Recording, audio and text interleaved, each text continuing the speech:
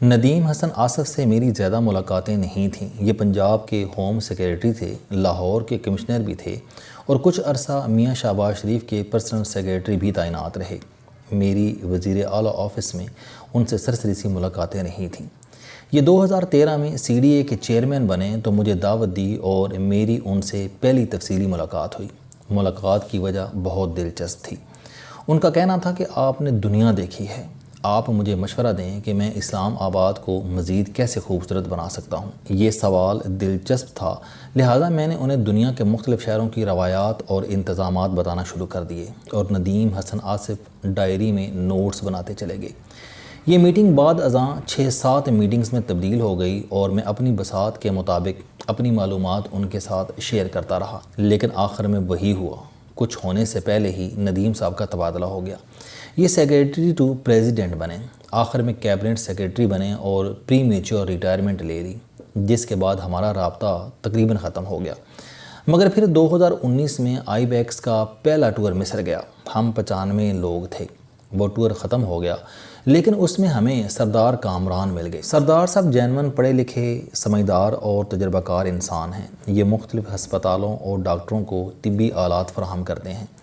کامران صاحب نے گفتگو کے دوران انکشاف کیا کہ ندیم حسن آصف ان کے چھوٹے بھائی ہیں اور یہ روزانہ لنچ اکٹھے کرتے ہیں۔ شفیق عباسی اور طارق باجوہ بھی اس لنچ میں شامل ہوتے ہیں۔ سردار کامران کے توسط سے ندیم حسن آصف سے رابطوں کا دوسرا دور شروع ہوا۔ ان سے لاہور میں ملاقاتیں شروع ہو گئیں۔ 6 ماہ قبل سردار صاحب کے گھر ان سے طویل ملاقات ہوئی۔ ہم دیر تک کہکے لگاتے رہے تھے۔ وہ ہمارے ساتھ موراکو جانا چاہتے تھے۔ ان کا کہنا تھا کہ میں موراکو نہیں گیا، میری خواہش ہے کہ میں آپ لوگوں کے ساتھ فیض شہر جاؤں اور دنیا کی قدیم ترین اسلامی یونیورسٹی دیکھوں۔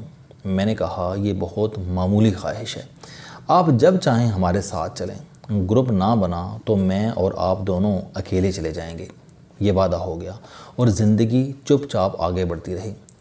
لیکن پھر اچانک جمعرات 20 اکتوبر کی صبح پتہ چلا کہ ندیم حسن آصف انتقال کر گئے ہیں۔ یہ خبر میرے لیے شاکنگ تھی۔ میں نے انہیں چند ماہ قبل صحت مند اور ٹھیک ٹھاک دیکھا تھا، لہٰذا یقین نہیں آیا۔ ندیم حسن آصف صحت مند تھے، عمر 65 سال تھی اور 65 سال کی عمر آج کے دور میں زیادہ نہیں ہے۔ یورپ میں لوگ 70 سال کی عمر میں زندگی کا دوسرا فیز شروع کرتے ہیں، لہٰذا ندیم صاحب اس لحاظ سے جوان تھے، واک کرتے تھے، کہکے لگاتے تھے اور یہ ان چند بیوروکریٹس میں شامل تھے جنہوں نے ریٹائرمنٹ کے بعد دوبارہ نوکری کی کوشش نہیں کی۔ ان کا کہنا تھا کہ میں نے جتنی نوکری کرنی تھی کر لی، میں اب آزاد زندگی گزاروں گا، اور یہ آزاد زندگی گزارنے لگے۔ اپنی مرضی سے اٹھتے تھے، اپنی مرضی سے سوتے تھے اور مرضی کے لوگوں سے ملتے تھے۔ زندگی مزے سے گزر رہی تھی، لیکن پھر 2021 کے وسط میں انہیں پیشاب کی تکلیف ہونے لگی۔ پیشاب رک رک کر آتا تھا۔ ٹیسٹ کروائے تو پروسٹیٹ پھولا ہوا تھا۔ ادویات شروع کیں، حالت مزید خراب ہونے لگی۔ مزید ٹیسٹ ہوئے اور پروسٹیٹ کا کینسر نکل آیا۔ تاہم ڈاکٹروں کا کہنا تھا کہ یہ خطرناک نہیں ہے، ہم اسے ادویات سے کنٹرول کر سکتے ہیں۔ ادویات شروع ہوئیں، لیکن کینسر دنوں میں جگر تک پہنچ گیا۔ سردار کامران نے علاج اور ادویات تلاش کرنا شروع کر دیں۔ پتہ چلا کہ جرمنی نے کینسر کی نیوکلیر میڈیسن بنا لی ہے۔ جرمن کمپنی سے رابطہ کیا گیا۔ پتہ چلا کہ دوا کے ٹرائل چل رہے ہیں اور کمپنی ابھی صرف 2 ملکوں کو دوا دے رہی ہے، برطانیہ اور پاکستان۔ سردار کامران نے مزید معلومات حاصل کی۔ معلوم ہوا کہ ایک ڈوز 10 لاکھ روپے میں آتی ہے۔ کم از کم 8 ڈوز لگیں گی اور دوا 6 سے 8 ہفتوں میں پاکستان پہنچے گی۔ بہرحال قصہ مختصر، سردار کامران نے دوا منگوا لی، لیکن اس دوران ندیم حسن ہمت ہار گئے۔ انہوں نے کھانا پینا بند کر دیا اور دنوں میں ویل چیئر پر آ گئے۔ دوست احباب نے موٹیویٹ کرنے کی کوشش کی، لیکن ان کا کہنا تھا کہ میں قدرتی طریقے سے واپس جانا چاہتا ہوں، مجھے ڈاکٹروں اور دواؤں کے چکر میں نہ ڈالیں۔ کہ 2 بار اسپتال لے جائے گئے، لیکن دونوں مرتبہ انہیں دوا کی پہلی خوراک نہ لگائی جا سکی۔ سردار کامران کے دوست احباب سینئر ڈاکٹر ہیں۔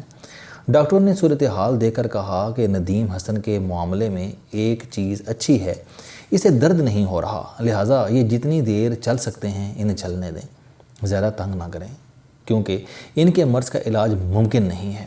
چنانچہ یہ چلتے رہے اور اس دوران 19 اور 20 اکتوبر کی درمیانی رات اس سفر پر روانہ ہو گئے جہاں سے کسی کی واپسی ممکن نہیں ہے۔ یہ میرے احباب میں اس نوعیت کی چوتھی موت ہے۔ میرے صحافی دوست مسعود ملک پروسٹیٹ کینسر کا شکار ہوئے اور دنوں میں دنیا سے رخصت ہو گئے۔ میرے دوست خاور محمود کو اچانک کینسر کا پتہ چلا۔ یہ جرمنی گئے، علاج کراتے رہے لیکن طبیعت نہ سنبھل سکی تو مجھ سے جولیٹ کے شہر کا نام پوچھا۔ ویرونا گئے، جولیٹ کے مجسمے کے ساتھ تصویر بنوائیں، بلیک فارسٹ میں چند دن گزارے، کراچی واپس آئے، اپنی کمپنی بند کی، اثاثے بچوں میں تقسیم کیے اور ایک صبح خبر آئی خاور محمود ہم میں نہیں رہے۔ ڈاکٹر اسلم میرے بہت قریبی دوست تھے، وہ دنوں میں ہم سے رخصت ہو گئے اور اب ندیم حسن بھی ان میں شامل ہو گئے۔ احباب کی موت انسان کو ہمیشہ دکھی کر دیتی ہے، میں بھی دکھی ہو جاتا ہوں، لیکن ساتھ ہی میں یہ سوچنے لگتا ہوں کہ ان لوگوں کے بھی چند خواب تھے، زندگی سے ان کے بھی کچھ تقاضے تھے، یہ بھی بہت کچھ کرنا چاہتے تھے۔ کیا یہ لوگ اپنی وش لسٹ پوری کر سکے؟ کیا یہ کامیاب ہونے کے بعد بھی وہ زندگی گزار سکے جس کا خواب باندھ کر یہ سفر پر روانہ ہوئے تھے؟ یہ سوال ہر بار مجھے زندگی کی تلخ حقیقتوں سے متعارف کروا جاتا ہے۔ یہ کائنات 200 ارب کہکشاؤں پر مشتمل ہے اور ایک کہکشاں میں کم از کم 450 ارب سیارے ہوتے ہیں۔ ہماری کہکشاں ملکی وے سے قریب ترین کہکشاں کینس میجر ڈورف ہم سے 25,000 نوری سال پر واقع ہے، اور ہم ایک نوری سال کو وقت میں تبدیل کریں تو یہ 1,86,000 سال بنیں گے۔ آپ اسے 25,000 سے ضرب دے کر دیکھ لیں۔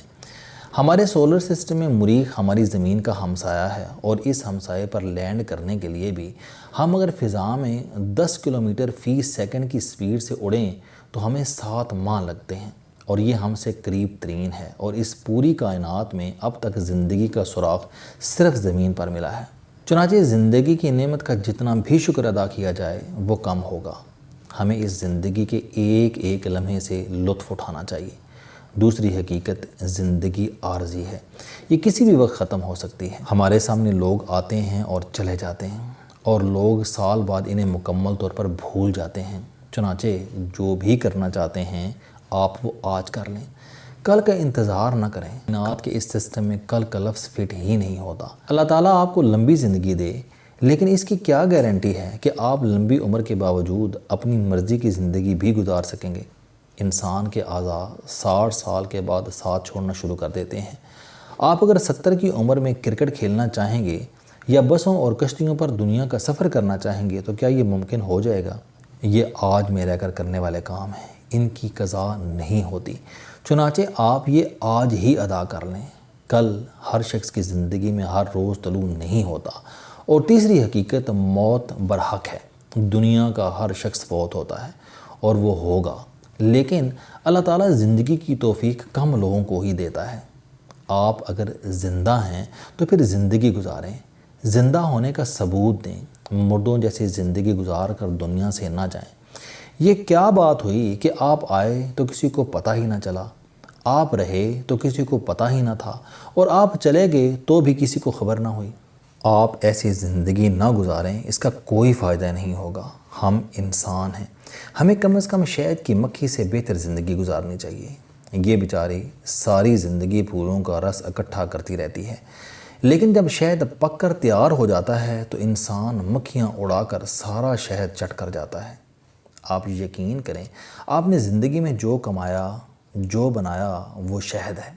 اس سے خود لطف اٹھائیں، ورنہ کسی دن آپ بھی شہد کی مکھی کی طرح اڑا دیے جائیں گے، اور آپ کا مال اور آپ کی کمائی کوئی اور چاٹ جائے گا۔ السلام علیکم دوستو، علم دوستی چینل بنانے کا مقصد موٹیویشنل اور زندگی بدل دینے والی کہانیاں آپ تک پہنچانا ہے۔ مجھے خوشی ہے کہ آپ احباب کو یہ ویڈیوز بہت پسند آ رہی ہیں۔ کوئی بھی شخص جو مایوسیوں میں گھرا ہو، یا کوئی بھی شخص جو اپنی زندگی مثبت انداز سے گزارنا چاہتا ہے، اس کے لیے یہ چینل لائف چینجنگ ثابت ہوگا۔ میرا دعویٰ ہے کہ کوئی بھی شخص اگر اس چینل کی ویڈیوز دیکھ اور سن لے گا تو اس کی زندگی بدل جائے گی۔ اگر آپ کو یہ چینل پسند آئے تو اسے سبسکرائب کرنا نہ بھولیں، تاکہ ہر نئی آنے والی ویڈیو آپ تک پہنچ سکے۔ اس ویڈیو کو دوسروں تک ضرور پہنچائیں، کیونکہ یہ صدقہ جاریہ ہے۔